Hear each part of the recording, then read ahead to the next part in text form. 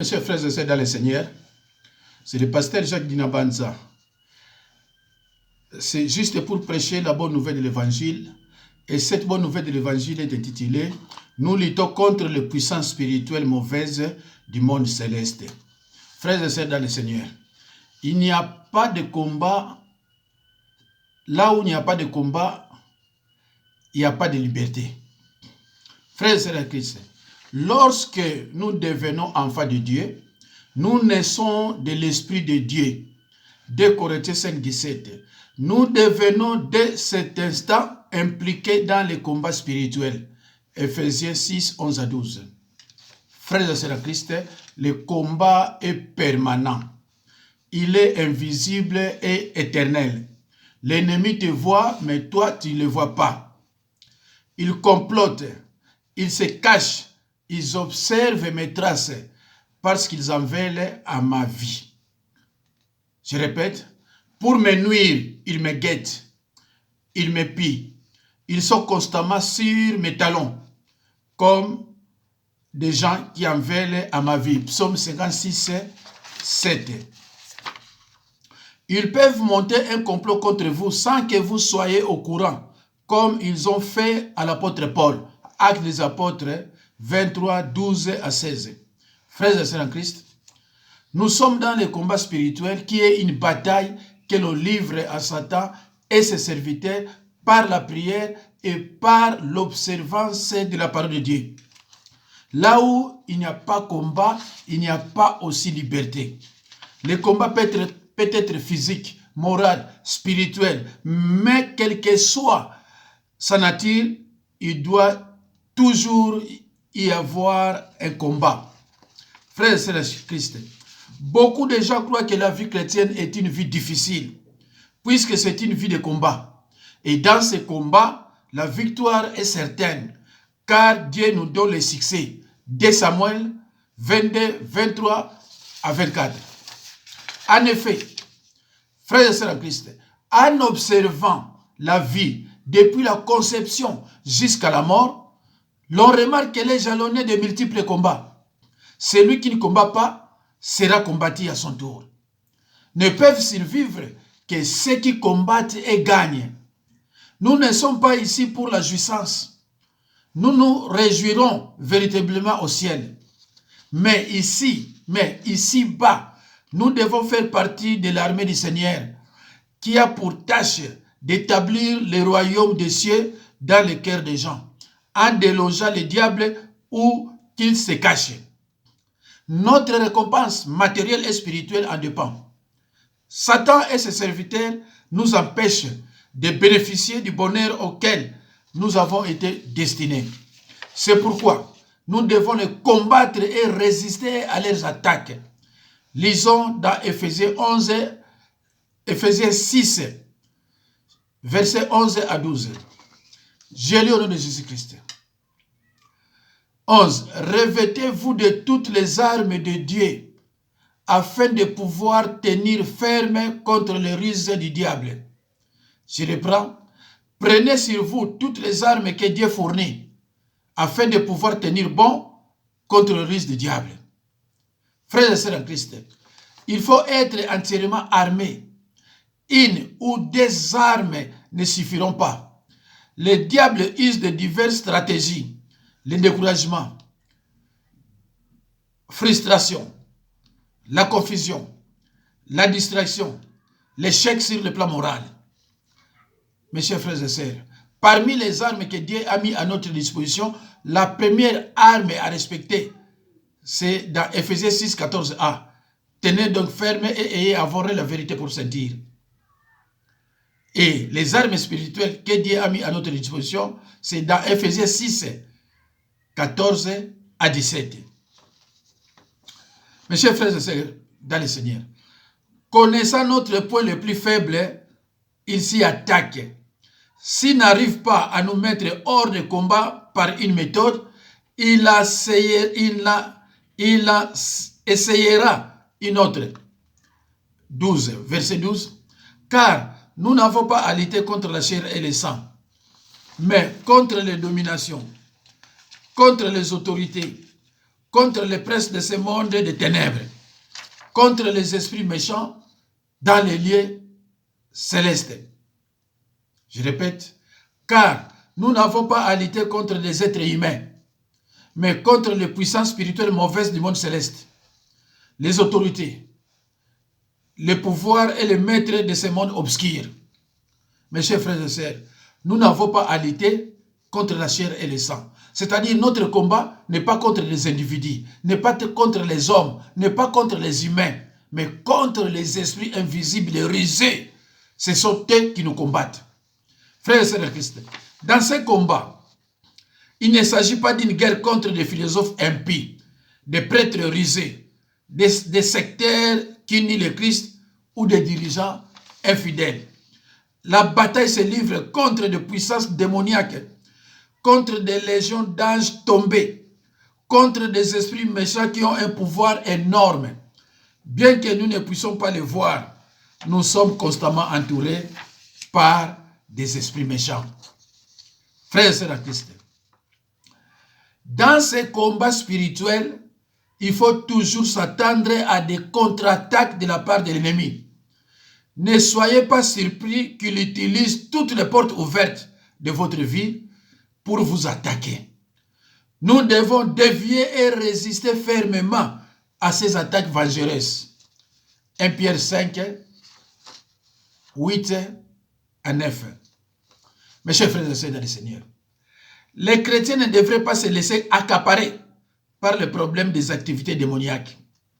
Ils ne devraient pas davantage vivre dans le pourvoi de tout ce qu'il lui faut pour tenir ferme contre leurs attaques.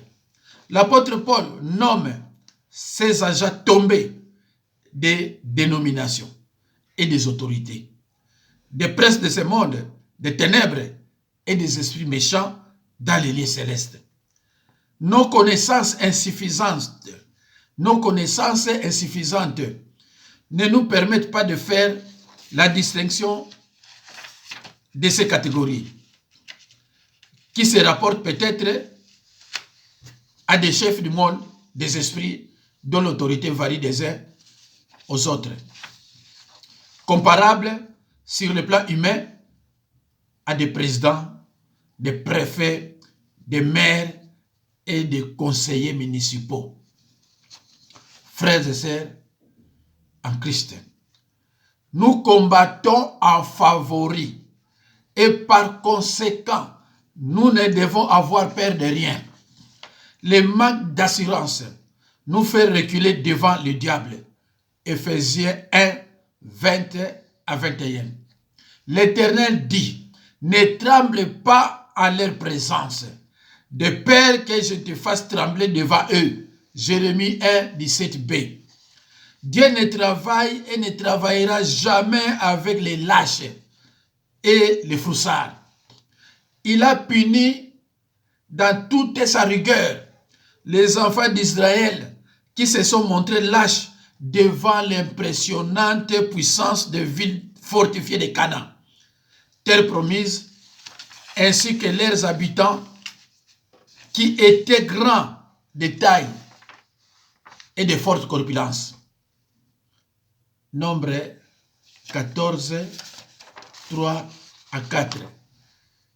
Mes chers frères et sœurs, dans le Seigneur, l'Éternel, notre Créateur, ne travaille et ne travaillera jamais avec les lâches et les froussards.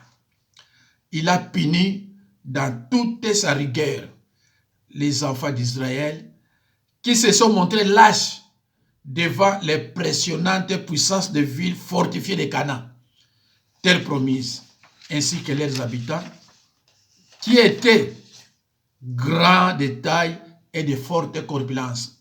Prenez vos Bibles, là où vous êtes, lisez dans le livre des Nombres 14, 3 à 4. Frères et sœurs en Christ, l'homme qui vit dans la peur est l'allié du diable. Le diable n'a pas peur de l'homme qui a peur. Le diable n'a pas peur de l'homme qui a peur. L'esprit de peur ne vient pas de Dieu. L'ennemi tremble quand nous n'avons pas peur. Sachez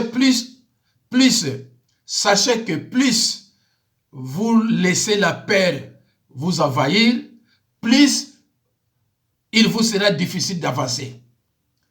Mes chers frères et sœurs dans le Seigneur, sachez que plus vous laissez la peur vous envahir, plus il vous sera difficile d'avancer. Ne paniquez pas aux situations et ne perdez pas tout espoir.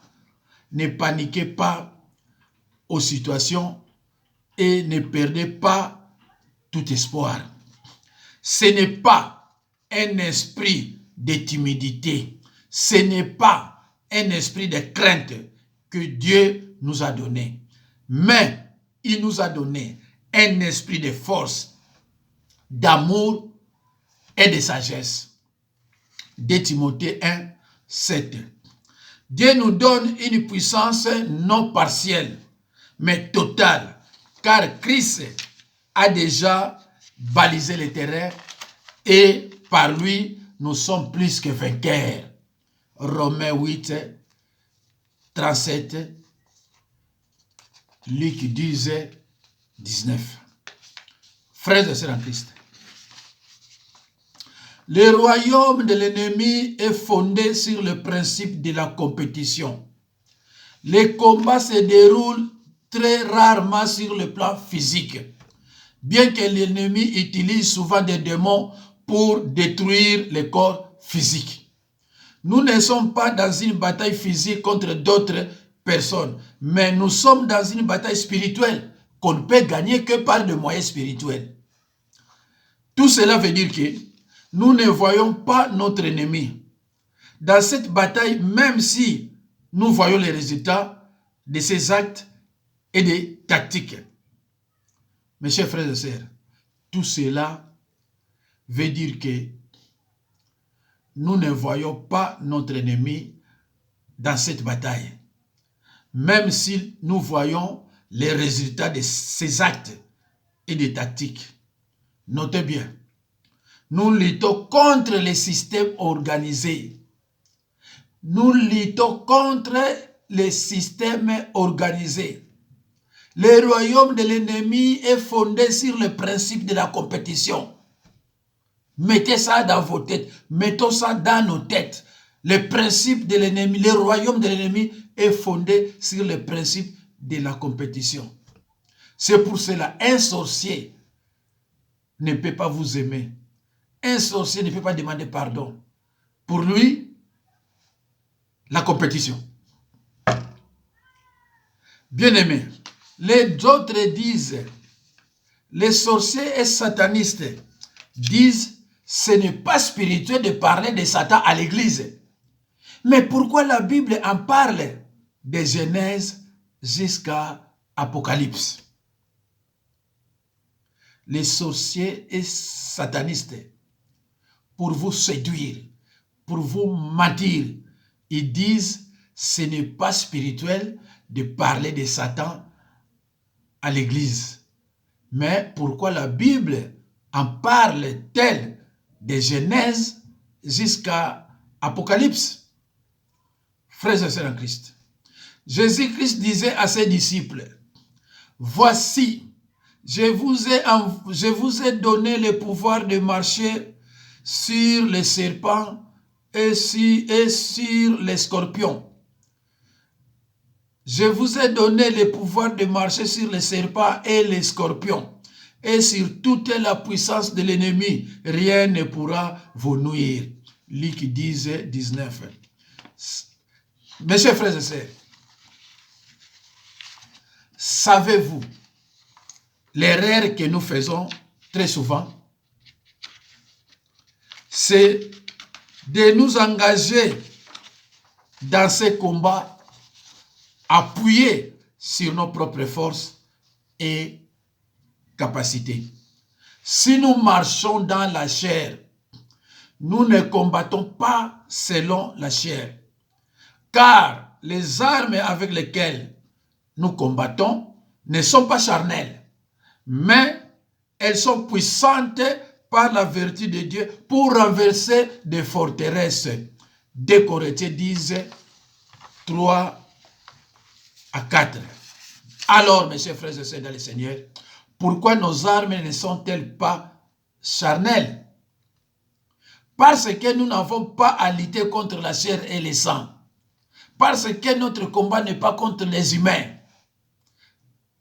Dieu n'est pas un Dieu de désordre. Il ne nous donnera pas d'armes charnelles pour aller au combat spirituel. 1 Corinthiens 14, 33. Le combat est spirituel.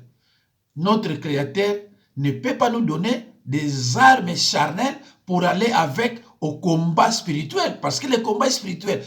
Le combat est spirituel, c'est-à-dire le combat est invisible. Lorsqu'on vous dit le combat est spirituel, c'est-à-dire le combat est invisible. L'ennemi te voit, mais toi tu ne le vois pas. Dieu nous a donné des armes spirituelles. Ce n'est pas un Dieu de désordre. La première arme dans Éphésiens 6, 14a. Tenez donc ferme, ayez avant rien la vérité pour sentir. C'est-à-dire qu'un enfant de Dieu, un combattant spirituel, dès qu'il ouvre sa bouche, c'est pour dire que la vérité. Car c'est Satan qui est le père du mensonge. Un chrétien, un vase d'honneur, qui ne dit pas la vérité, ce n'est pas un croyant né de nouveau. Dieu n'est pas un Dieu de désordre. Il ne nous donnera pas d'armes charnelles pour aller au combat spirituel. 1 Corinthiens 14, 33. En définitif, le combat n'est pas contre des individus. Le combat n'est pas contre les femmes et les hommes, mais contre les esprits méchants invisibles. Nos ennemis méchants qu'on ne voit pas. Mes chers frères et sœurs dans le Seigneur, tous ceux qui veulent vivre dans l'attachement à Dieu par les relations avec Jésus seront eux aussi persécutés. Donc nous sommes prévenus. 2 Timothée 3, 12. 2 Timothée 3, 12. N'oubliez pas aussi que l'homme aura pour ennemi les gens de sa propre famille, disait Jésus-Christ à ses disciples. L'homme aura pour ennemi les gens de sa propre famille, disait Jésus-Christ dans l'évangile de Matthieu 10, 36. Mes chers frères et sœurs dans le Seigneur, les Écritures annoncent clairement que le peuple de Dieu souffrira et sera amené en captivité s'il persiste dans l'ignorance et dans le péché. Le prophète Osée a dit dans Osée 4, 6, « Mon peuple est détruit parce qu'il lui manque la connaissance. » Mes chers frères et sœurs dans le Seigneur, ces versets bibliques ne dit nulle part que mon peuple est détruit à cause des sorciers ou à cause des satanistes, mais uniquement par manque de connaissance. C'est pour cela Jésus-Christ a dit, celui qui écoute la parole de Dieu et qui ne la met pas en pratique ressemblera à un fou qui a bâti sa maison sur le sable. Alors, mes chers frères et sœurs, devinez un peu les conséquences. En cas de forte pluie, de vent impétueux, de torrents, cette maison partira. Parce qu'il n'a pas été bâti sur le roc. Voilà. Mes chers frères et sœurs, dans le Seigneur, il existe un droit que rien ni personne ne peut vous empêcher de faire valoir. C'est celui d'espérer en l'Éternel. C'est celui d'espérer en Dieu. Chaque fois que vous faites la volonté de Dieu, l'ennemi s'élève pour vous décourager. Chaque fois que vous faites la volonté de Dieu, l'ennemi s'élève pour vous décourager. Ceux qui nous combattent, souvent, ce sont ceux qui tiennent la Bible et qui partent à l'église. Ce sont les sacrificateurs qui ont poussé la population à demander la libération du terroriste Barabbas et de livrer Jésus-Christ à la mort comme un criminel. La plupart des gens qui nous combattent, ce sont des gens qui tiennent la Bible.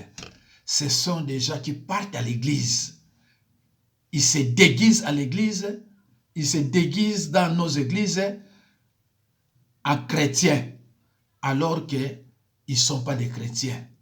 Ce sont des sorciers satanistes déguisés. Et eux aussi, ils partent à l'église avec leur Bible, comme s'ils étaient des vases d'honneur. Un vase d'honneur, c'est un croyant né de nouveau. Un croyant né de nouveau, c'est un chrétien. Mes chers frères et sœurs dans le Seigneur,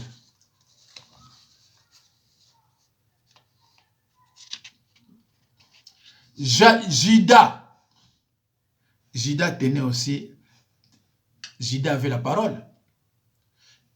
Il fut disciple de Jésus-Christ. Judas pensait voir Jésus-Christ mourir avant lui. Mais il est mort avant Jésus-Christ. Matthieu 27, 3 à 5. Mes chers frères et sœurs, persévérez dans la prière. Vos ennemis partiront avant vous. Vos ennemis partiront avant vous. Judas pensait voir Jésus-Christ mourir avant lui. Alors, il est parti avant Jésus-Christ. Voilà. Persévérer dans la prière. Ce n'est pas pour rien, la Bible dit de prier sans cesse. La prière mettra ton ennemi, tes ennemis en débandade. Matthieu 27, 3 à 5. L'Écriture nous rappelle que le royaume de Satan n'est pas divisé. Il est uni par une proportion commune au mal. Le combat spirituel consiste à être vigilant. Je vous envoie comme des brebis au milieu des loups. Soyez donc prudents comme les serpents et simples comme des colombes. Matthieu 10, 16. Le royaume de l'ennemi n'est pas divisé. Ce royaume est uni par une proportion commune au mal. Les sorciers entre eux, même si la journée, il y a des disputes entre eux, mais ils ne sont pas divisés. Ils ne sont pas divisés. Ils ne sont pas divisés. Ils sont toujours unis pour faire du mal aux autres. C'est ça leur travail, de faire le mal aux autres. Frères et sœurs de Christ, le diable étant plein de ruses et de cruauté, a choisi de combattre l'Église à partir de l'intérieur, en infiltrant plusieurs de ses agents déguisés en chrétiens. Ils ont pour mission de déstabiliser et de fragiliser l'œuvre de Dieu par toutes sortes d'attaques. Aujourd'hui, beaucoup de chrétiens ne savent pas se défendre convenablement contre les attaques du diable en général et des sorciers en particulier. Aussi, essayent-ils de trouver refuge auprès des soi-disant des ex-sorciers et des ex-satanistes autoproclamés pasteurs. En réalité, ce sont des magiciens déguisés. 2 Corinthiens 11, 13 à 15.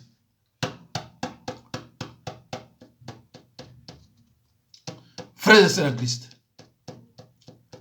Satan ne souhaite que la destruction, Satan ne souhaite que la destruction. Satan ne guérit pas. Il déplace les maladies, donc les symptômes, en déplaçant les démons qui sont à l'œuvre derrière la maladie. Mes chers frères et sœurs, tu souffres de maladies démoniaques. Alors tu vas aller contacter un marabout, serviteur de Satan. Les esprits démoniaques qui sont à toi, ce sont des esprits de Satan. Toi, tu vas aller chercher un marabout, serviteur de Satan, pour chasser ses amis, ses frères. Mais que dit la Bible? Je crois dans Marc 3, 23. Satan peut-il chasser Satan? Est-ce que Satan peut-il chasser Satan? Tu pars perdre ton temps chez un marabout au lieu d'aller contacter, trouver un pasteur. Jésus dit clairement, est-ce que Satan peut-il chasser Satan?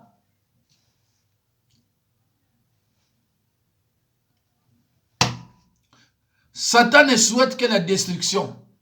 Satan ne guérit pas. Il déplace les maladies, donc les symptômes, en déplaçant les démons qui sont à l'œuvre derrière la maladie. Tu as mal au bras? Il déplace la maladie. Il met les démons dans ta jambe droite. Après 6 mois, tu as mal là-bas. Ah, je t'ai guéri ici. Mais non, ce n'était pas la guérison. Il a déplacé tout simplement les démons qui sont en œuvre. Ne craignons pas nos ennemis. Ne craignons pas nos ennemis. Frères et sœurs en Christ, ne craignons pas nos ennemis. Ne craignons pas nos ennemis. Mais ayons la parole de Dieu. Ils ne nous craindront que si nous sommes couverts du sang de Jésus-Christ et marchons dans la crainte de Dieu, étant séparés du péché. Frères et sœurs en Christ, ne craignons pas nos ennemis, mais ayons la parole de Dieu. Ils ne nous craindront que si nous sommes couverts du sang de Jésus-Christ et marchons dans la crainte de Dieu, étant séparés du péché. Frères et sœurs en Christ, lorsque tu es attaché à la parole de Dieu, aucune puissance de l'ennemi a le pouvoir sur toi. Mes chers frères et sœurs en Christ, lorsque tu es attaché à la parole de Dieu, aucune puissance de l'ennemi a le pouvoir sur toi. Mes chers frères et sœurs, la foi vient de ce qu'on attend. Et ce qu'on attend, c'est la parole de Dieu. Mes chers frères et sœurs, nous sommes à la fin de notre enseignement. Je disais, lorsque tu es attaché à la parole de Dieu, aucune puissance de l'ennemi a le pouvoir sur toi. Amen. Et la foi vient de ce qu'on attend. Et ce qu'on attend, c'est la parole de Dieu. Alors, mes chers frères et sœurs, que Dieu vous bénisse, que cet enseignement fortifie chacun de vous, au nom de Jésus-Christ. Prochainement, peut-être, je prêcherai un enseignement qui aura pour titre « Aucune délivrance ne peut tenir si la personne n'a pas pris la décision de marcher dans l'obéissance à la parole de Dieu. » Prochainement, peut-être, si je ne me trompe pas, aucune délivrance ne peut tenir si la personne n'a pas pris la décision de marcher dans l'obéissance à la parole de Dieu. Mes chers frères et sœurs, soyez bénis et à la prochaine occasion. C'était le pasteur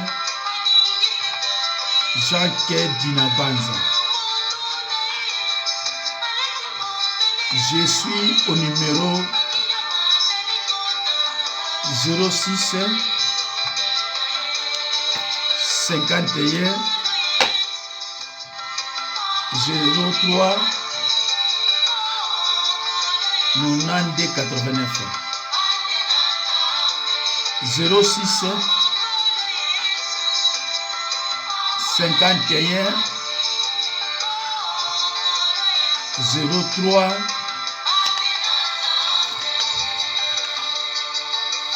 92 89.